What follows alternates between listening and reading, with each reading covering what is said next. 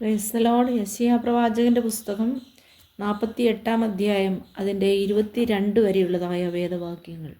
Israel എന്ന പേർ വിളിക്കപ്പെട്ടവരും യഹൂദയുടെ വെള്ളത്തിൽ നിന്ന് ഉത്ഭവിച്ചിരിക്കുന്നവരും യഹോവയുടെ നാമത്തിൽ സത്യം ചെയ്യുന്നവരും സത്യത്തോടും നീതിയോടും കൂടെ അല്ലെങ്കിലും ഇസ്രായേലിൻ്റെ ദൈവത്തെ കീർത്തിക്കുന്നവരുമായ യാക്കോബ് ഗൃഹമേ, ഇത് കേട്ടുകൊള്ളുവീൻ. അവർ തങ്ങളെ തന്നെ വിശുദ്ധ നഗരമെന്ന് വിളിച്ച് ഇസ്രായേലിൻ്റെ ദൈവത്തിൽ ആശ്രയിക്കുന്നുവല്ലോ. അവൻ്റെ നാമം സൈന്യങ്ങളുടെ യഹോവ എന്നാകുന്നു. പൂർവ്വകാര്യങ്ങളെ ഞാൻ പണ്ട് തന്നെ പ്രസ്താവിച്ചു, അവ എൻ്റെ വായിൽ നിന്ന് പുറപ്പെട്ടു. ഞാൻ അവയെ കേൾപ്പിച്ചു, പെട്ടെന്ന് ഞാൻ പ്രവർത്തിച്ചു, അവ സംഭവിച്ചുമിരിക്കുന്നു. നീ കഠിനനെന്നും നിന്റെ കഴുത്ത് ഇരുമ്പ് ഞരമ്പുകൾ ഉള്ളതെന്നും നിന്റെ നെറ്റി താമ്രമെന്നും ഞാൻ അറിയുകൊണ്ട് ഞാൻ പണ്ട് തന്നെ നിന്നോട് പ്രസ്താവിച്ചു, എൻ്റെ വിഗ്രഹം അവയെ ചെയ്തു എന്നും എൻ്റെ വിഗ്രഹം ബിംബവും അവയെ കൽപ്പിച്ചു എന്നും നീ പറയാതെ ഇരിക്കേണ്ടതിന് അവ സംഭവിക്കും മുമ്പേ ഞാൻ നിന്നെ കേൾപ്പിച്ചുമിരിക്കുന്നു. നീ കേട്ടിട്ടുണ്ട്, ഇപ്പോൾ എല്ലാം കണ്ടുകൊള്ളുക. നിങ്ങൾ തന്നെ അത് പ്രസ്താവിക്കയില്ലയോ? ഇന്നു മുതൽ ഞാൻ പുതിയത്, നീ അറിയാതെ മറഞ്ഞിരിക്കുന്നത് തന്നെ നിന്നെ കേൾപ്പിക്കുന്നു. ഞാനത് പറഞ്ഞുവല്ലോ എന്ന് നീ പറയാതെ ഇരിക്കേണ്ടതിന് അത് പണ്ടല്ല, ഇപ്പോൾ തന്നെ സൃഷ്ടിക്കപ്പെട്ടിരിക്കുന്നു.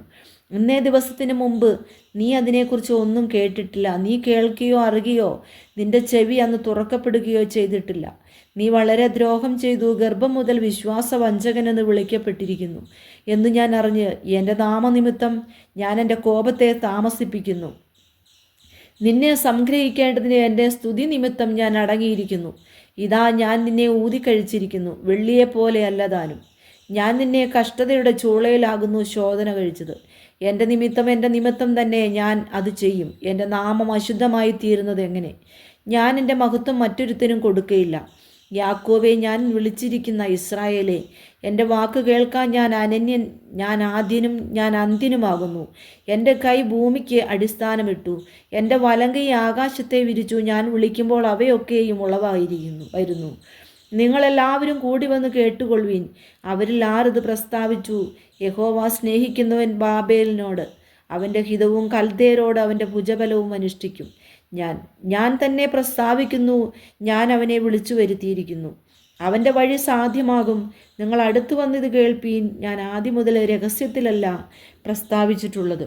അതിൻ്റെ ഉത്ഭവകാലം മുതൽ ഞാൻ അവിടെ ഉണ്ട്. ഇപ്പോഴോ യഹോവയായ കർത്താവ് എന്നെയും തൻ്റെ ആത്മാവിനെയും അയച്ചിരിക്കുന്നു. ഇസ്രായേലിൻ്റെ പരിശുദ്ധനും നിന്റെ വീണ്ടെടുപ്പുകാരനുമായ യഹോവ ഇപ്രകാരം അരുളി ചെയ്യുന്നു: ശുഭകരമായി പ്രവർത്തിപ്പാൻ നിന്നെ അഭ്യസിപ്പിക്കുകയും നീ പോകേണ്ടുന്ന വഴിയിൽ നിന്നെ നടത്തുകയും ചെയ്യുന്ന നിന്റെ ദൈവമായ യഹോവ ഞാൻ തന്നെ. അയ്യോ, നീ എൻ്റെ കൽപ്പനകളെ കേട്ടനുസരിച്ചെങ്കിൽ കൊള്ളായിരുന്നു. എന്നാൽ നിന്റെ സമാധാനം നദി പോലെയും നിന്റെ നീതി സമുദ്രത്തിലെ തിര പോലെയുമാകുമായിരുന്നു. നിന്റെ സന്തതി മണൽ പോലെയും നിന്റെ ഗർഭഫലം മണൽത്തരി പോലെയുമാകുമായിരുന്നു. നിന്റെ പേർ എൻ്റെ മുമ്പിൽ നിന്ന് ഛേദിക്കപ്പെടുകയോ നശിച്ചു പോകുകയോ ചെയ്യുകയില്ലായിരുന്നു. ബാബേലിൽ നിന്ന് പുറപ്പെടുവീൻ, ഉല്ലാസഘോഷത്തോടെ കൽദേരെ വിട്ട് ഓടിപ്പോകുവീൻ. ഇത് പ്രസ്താവിച്ചു കേൾപ്പിപ്പീൻ, ഭൂമിയുടെ അറ്റത്തോളം ഇത് പ്രസിദ്ധമാക്കുവീൻ. യഹോവ തൻ്റെ ദാസനായ യാക്കോബിനെ വീണ്ടെടുത്തിരിക്കുന്നു എന്ന് പറവീൻ.